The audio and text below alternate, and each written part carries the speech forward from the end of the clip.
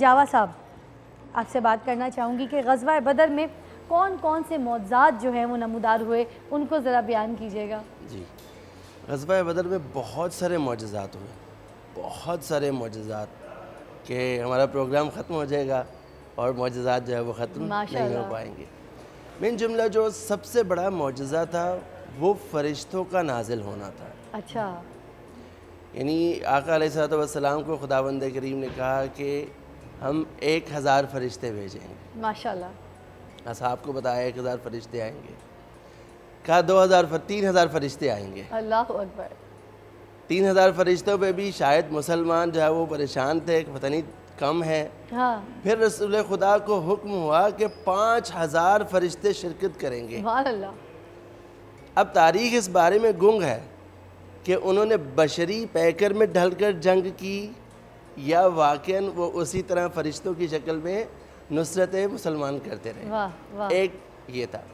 دوسرا سب سے بڑی چیز یہ تھی کہ کفار نے آ کر بدر میں پہلے سے ہی جگہ کو طے کر لیا تھا، جہاں پر پانی موجود تھا وہاں پر انہوں نے پڑاؤ ڈالے، لیکن اللہ کا کرنا کیا ہوا کہ جہاں انہوں نے پڑاؤ ڈالا سورج ان کی آنکھوں میں ڈائریکٹ پڑتا تھا واہ، اور مسلمانوں کی طرف پانی کم تھا۔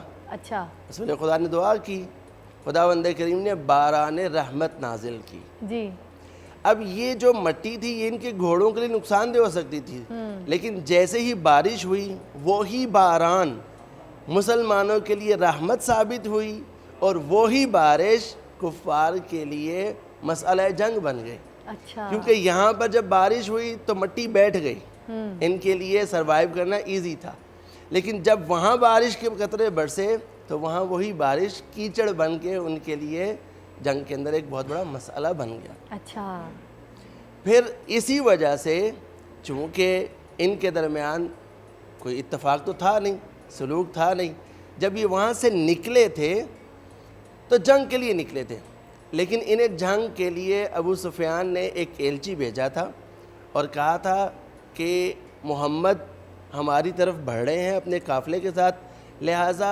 مکہ والے باہر نکلیں اور ہماری نصرت کریں۔ جی، یہ جو ایلچی بھیجا تھا اس نے آ کر شور و غوغا کیا کہ مسلمان ہم پر حملہ کرنے لگے ہیں، اور اس وقت جب کوئی ایلچی اس طرح کی خبر لے کر آتا تھا تو وہ سرخ رنگ کا رومال خون میں لدا ہوا لہراتا تھا، یا اپنا کان زخمی کرتا تھا، یا اپنے جانور کا کان زخمی کرتا تھا۔ یہ مطلب سمبلز تھے جنگ کے؟ سمبلز تھے کہ ہم بہت مصیبت میں ہیں اور آؤ آ کر ہماری مدد کرو۔ جی، اب وہاں سے یہ سارے کے سارے لڑنے کے لیے نکلے، راستے میں انہیں پتہ چلا کہ ہمارے قافلے کو تو مسئلہ ہی کوئی نہیں ہے۔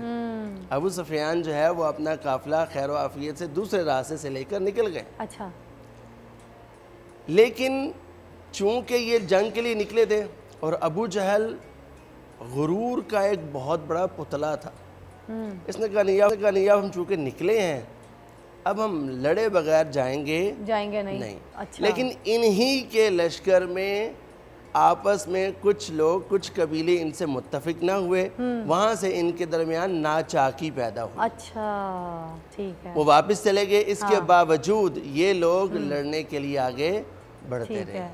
اچھا، اب میں آپ کو بھی کچھ سنانا چاہوں گی یہاں پر، کیونکہ یہ بات تو اتنی آپ کی معجزات کی اور اس جنگ کی ایسی ہے کہ واقعات جو ہے آپ کی بات درست ہے ختم ہونے والے نہیں ہیں۔